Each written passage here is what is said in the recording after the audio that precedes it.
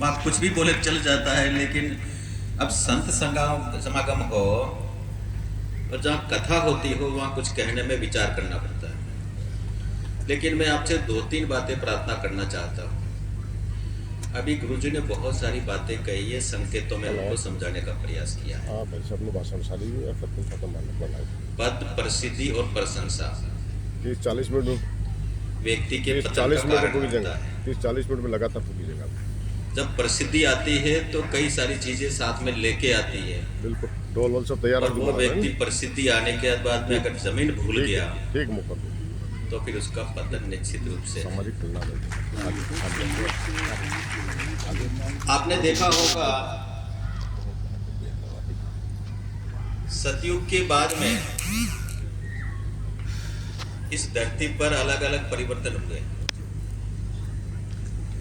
त्रेता युग में भगवान राम को जन्म लेना पड़ा। अब गुरुजी ने कथा में सारी बातें कही कि मैं कहूंगा तो एक अलग विषय हो जाएगा, मुझे कहना नहीं चाहिए। लेकिन आपने देखा होगा भगवान राम को जन्म लेने की आवश्यकता क्यों थी?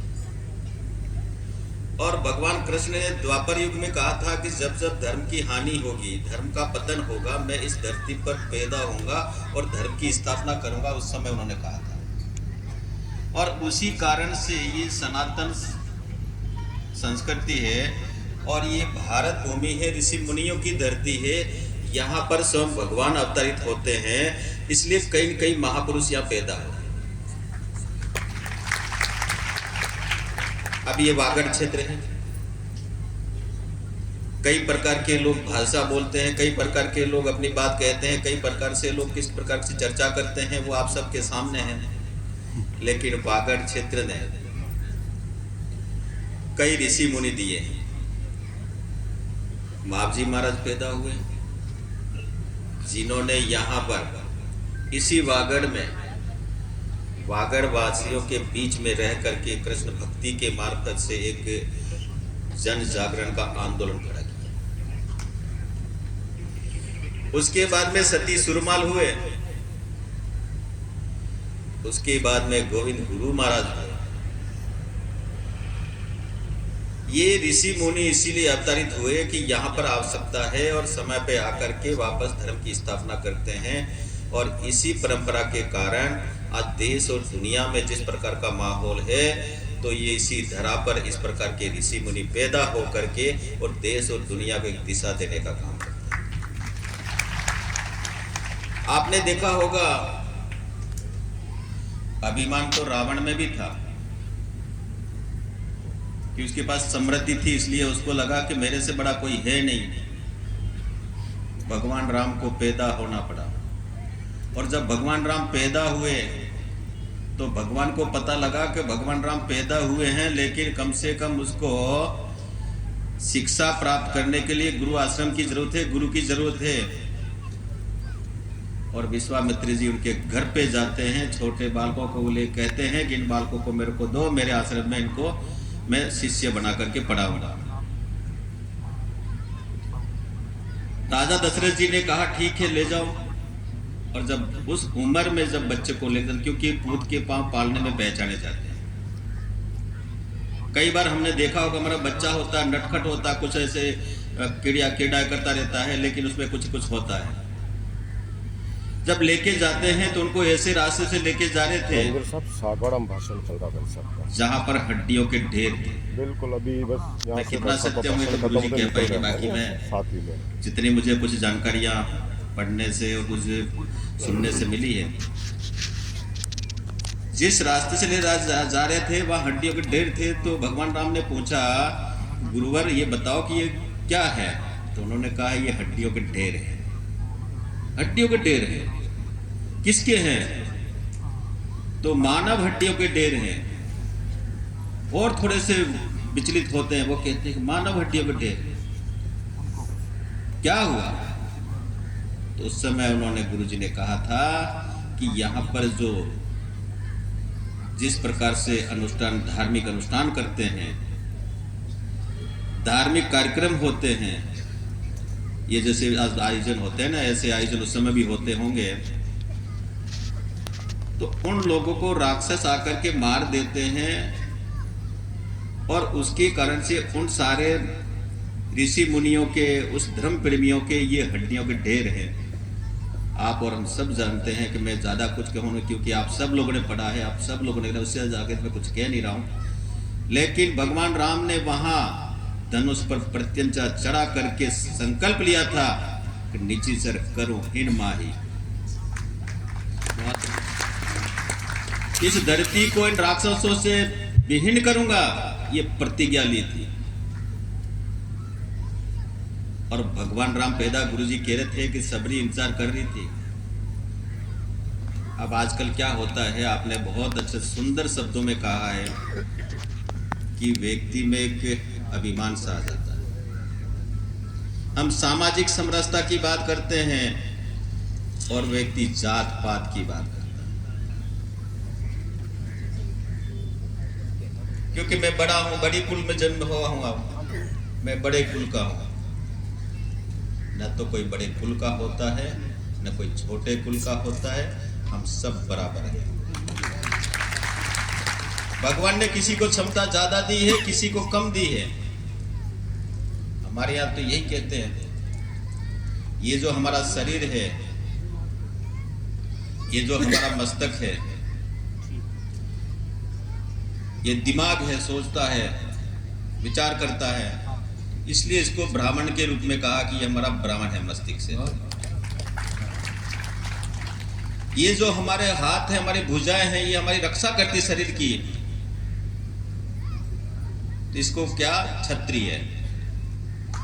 अब हमारा जो पेट है, इस सारे शरीर को ताकत देने के लिए इस मुंह से खाते हैं, तो यह पाचन क्रिया होने के बाद में शरीर को जितनी ऊर्जा मिलनी चाहिए, जितनी ताकत मिलनी चाहिए, वो सारी वहाँ उसको सारा एक तरह से वो करके फिर ताकत हमको देता है, वेस्टेज निकाल देता है। इसको हमने वैश्य कहा, हमारे ऋषि मुनि ने कहा, मैं कोई बात नहीं कह रहा हूँ। फिर हमारे पाँव हैं, ये जो हमारे पाँव हैं, ये कभी गंदगी में भी चले जाते हैं, कहीं पड़ जाते हैं, कुछ ही पड़ जाते हैं, इनको हमने शूद्र माना।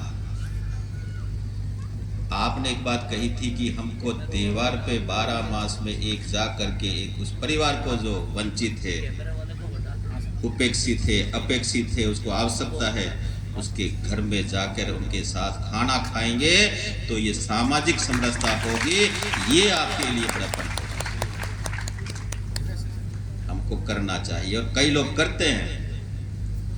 आजकल कन्या पूजन का कार्यक्रम होता है नवरात्रि में, तो हमारे कई परिवार ऐसे होते हैं जो आदिवासी परिवार के हैं, हमारे एसी के कुछ परिवार के हैं, ऐसे लोगों की कन्याओं को बुला करके कन्या पूजन का कार्यक्रम करते हैं, उनका भोजन का कार्यक्रम करते हैं। ये जिस दिन हमने कर दिया तो हमारी देश की ताकत, सारे समाज और सारे लोग मिलकर हम देश की ताकत, दुनिया की सारी ताकतें इस देश को तोड़ने में लगी। हमारे देश में जाति व्यवस्था तो थी नहीं, और ये माताएं बहनें बैठी, हमारे यहाँ घूंघट प्रथा भी नहीं थी, आप ज्यादा जानते हो। कई बार औरतों के बीच में झगड़ा होता है तो कहती है तू सीता सावित्री है क्या। अब सीता को तो सब लोग जानते हैं अधिकतर, लेकिन सावित्री को बहुत कम लोग जानते हैं। अगर सावित्री का वर्णन नाम करने लग जाएं, ये हमारा गरुड़ पुराण है, इसके अंतिम अध्याय में उसका वर्णन आता है। उसको आप पढ़ते हैं आपके, क्योंकि जब किसी की मौत होती है तो गरुड़ पुराण का पाठ ही होता है। अपने पति, वर्णन बहुत बड़ा है, लेकिन वो अपने पति को भगवान घर से वापस लेके आती है। ये सीता सावित्री थी, सती सावित्री। हम लोगों को देश के लिए जीना है, हमारे लिए देश पहले है, हम बाद में, हमको लोगों ने जात पात में बांट करके इस देश के कई टुकड़े कर दिए। एक टुकड़ा नहीं किया।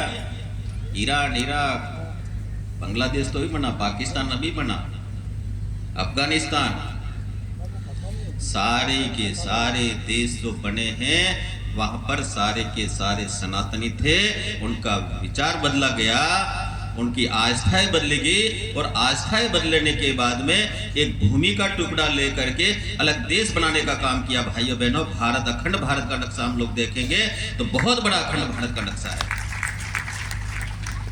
अब और कितने टुकड़े कराना चाहोगे? भगवान के यहां जाओगे तो कोई जाति पूछेगा क्या? वहां पर कोई जाति नहीं पूछता। गुरुजी ने कहा कि भगवान के वहां क्या, हमारे यहाँ तो कुछ जातियां होती नहीं है, लेकिन हमने ये जातियां बना करके ये ऊंच नीच का जो भाव है जो हमारा नहीं है, ये पाश्चात्य पद्धति के आक्रमण के कारण ये वैचारिक परिवर्तन हमारे में जो आया है वो हमारे समाज में अभी दिखता है।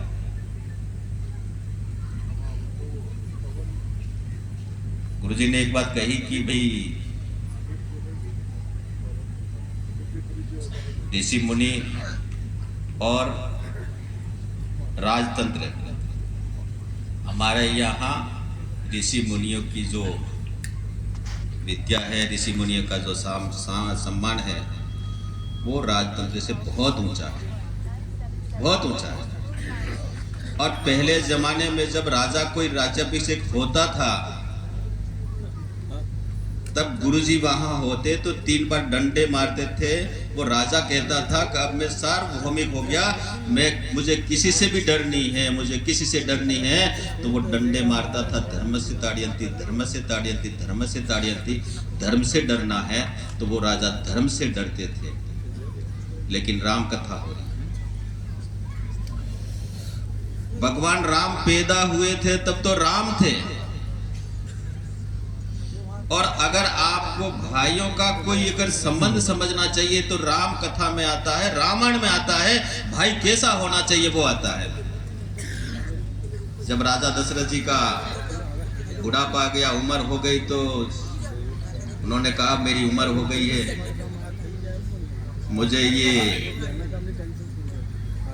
राजाधीश में हूँ, राजा हूँ, मुझे ये छोड़ करके बच्चे, बड़े बच्चे को अपना राज्याभिषेक करना चाहिए। तो भगवान राम का राज्याभिषेक होना तय हुआ, और राज्य अभिषेक होना तय हुआ था। तो उन्होंने कहा भाई एक बार भगवान राम का, रामचंद्र जी का राज्याभिषेक होगा, अब सबको सूचना करो। तो उस समय राजा की जैसी व्यवस्था सूचना हुई होगी, और सब आनंद का माहौल था, अच्छा माहौल था, उसी का माहौल था। लेकिन ये किसी ने तय किया था कि कई को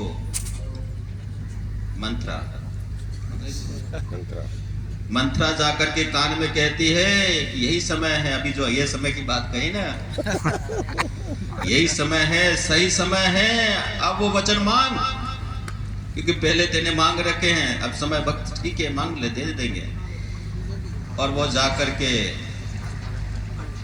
राजा दशरथ जी कहती है कि राजन अभी अच्छा माहौल है, आप रामचंद्र जी का राज्याभिषेक कर रहे हो, वो राजा बनेंगे, मेरे उन वचनों का क्या वो दो। तो वो खुशी खुशी बोलते बोल बोल जल्दी बोल। इतना खुशी का माहौल है और इस समय कोई देने में कमी नहीं है। क्या उनको थोड़ा पता क्या मांगेगी, क्या मांगती है? रामचंद्र जी को 14 वर्ष का वनवास और भरत का राज्याभिषेक होना चाहिए।